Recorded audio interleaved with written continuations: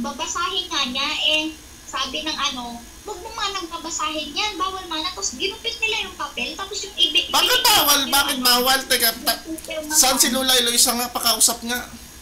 Wa mo ding basa doon mo nga ding pirmahan sa DSWD la kung alin? Wa nang gabing pamasok.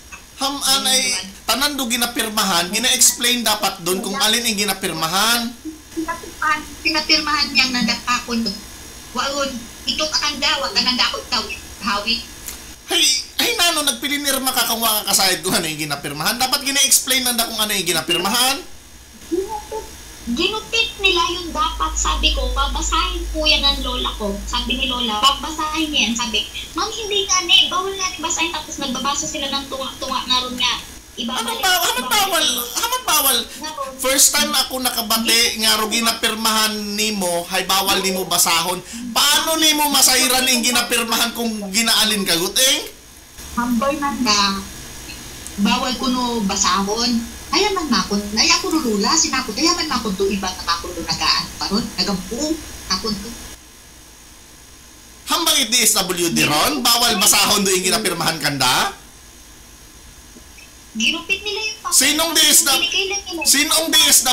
Sinong DSWD sa Altabas ron ay base i-post na akong i-post ko imaw sa Facebook para masairan kung matuod nga bawal basahon. Wala doon yung DSWD na kakausapin namin bukas pero pinapirma na kami nung sekretary na yun. Araha? Ugot-ugot kita, alam ko kung hamaan. Haraha? Brother, ko? Naka-record ako, ipopost ko to, okay lang ba?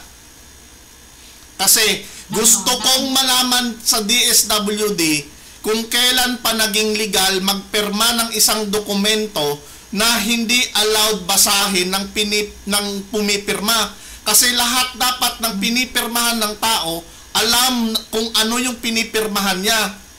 Di ba? Bakit kayo pinapirma kung hindi nila sinasabi kung ano yung pinipirmahan nyo? At para saan yung pinipirmahan?